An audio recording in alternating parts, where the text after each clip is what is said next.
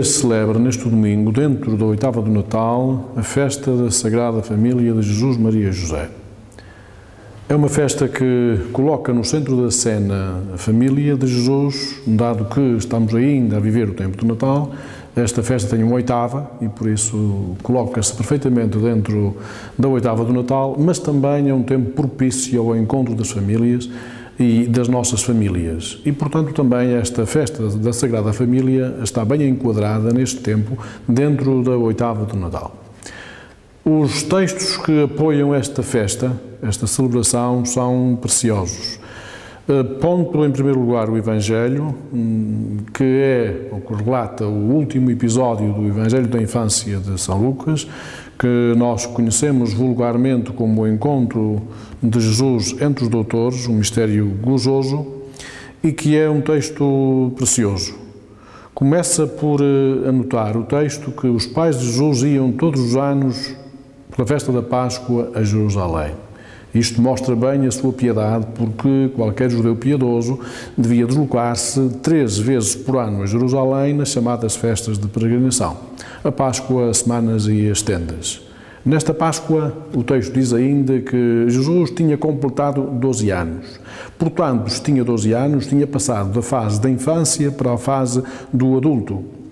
Aquilo que hoje ainda os judeus piedosos celebram, nessa altura dos 12 anos, a chamada cerimónia pública do Bar Mitzvah, o Filho do Mandamento.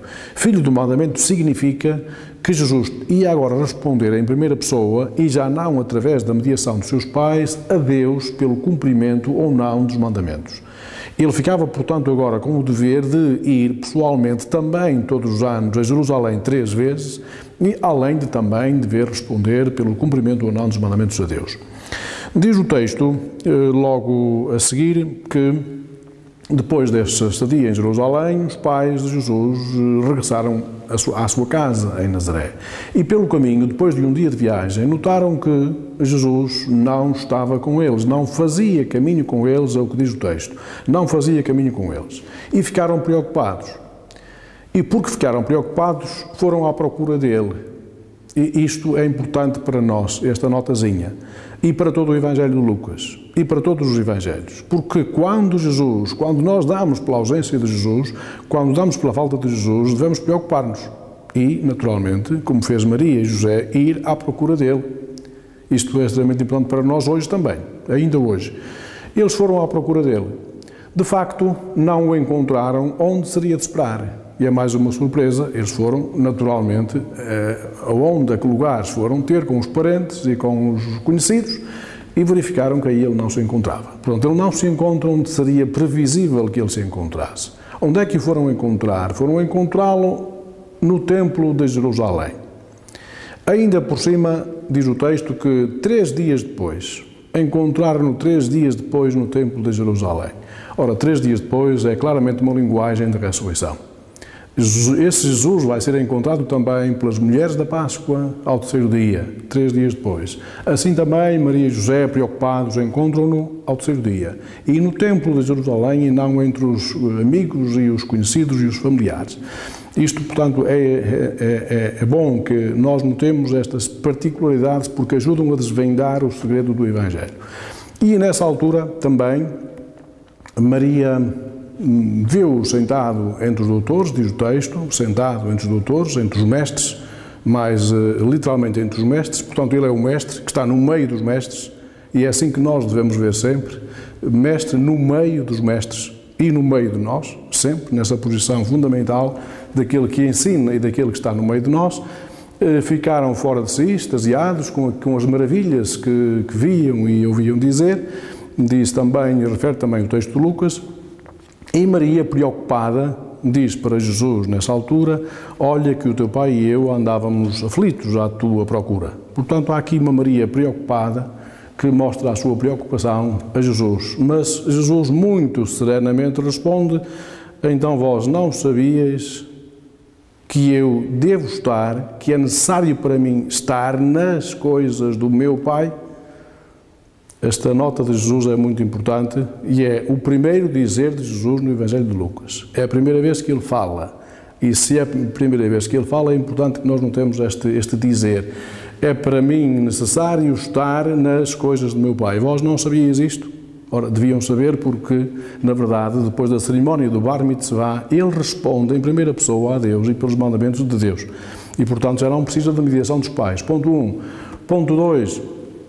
Facilmente nos apercebemos de que o teu pai de Maria era José. Quando Maria diz, olha que o teu pai e eu, o teu pai era José.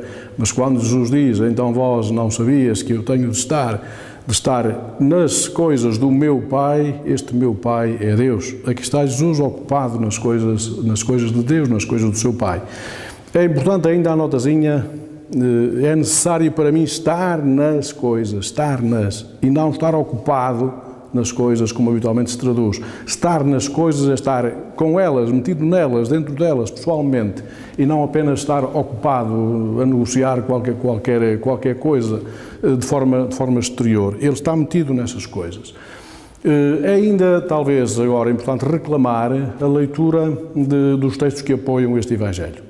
E neste domingo nós temos a apoiar o texto do livro de Ben Sirá, capítulo 3, no princípio do capítulo 3, Ben Sirá ou Eclesiástico, que reclamam naturalmente, dado que é a festa da família, reclamam uma atenção particular dos pais para com os filhos, dos filhos para com os pais.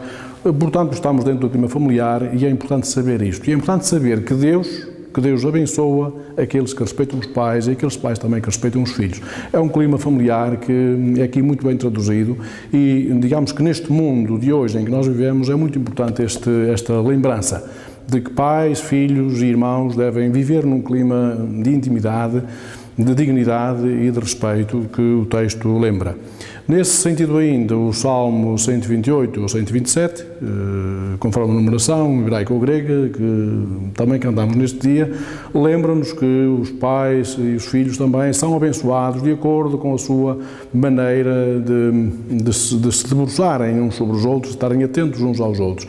Nós cantaremos felizes aqueles que seguem os caminhos do Senhor para fazermos com que esta maneira de ver entre dentro de nós. Finalmente, é bom salientarmos que o apóstolo Paulo, na carta aos Colossenses deste domingo, também vai pelo mesmo clima e diz que as nossas vestes não têm de ser exteriores, casacos novos e gravatas novas, ou calças ou vestidos novos, nem sapatos novos, mas têm de ser a bondade, a humildade, a mansidão, a ternura, o amor, o perdão. São, portanto, vestidos diferentes, vestidos interiores, novas maneiras de vestir o coração a que todos nós somos chamados, também para que a família seja uma realidade nova e bela.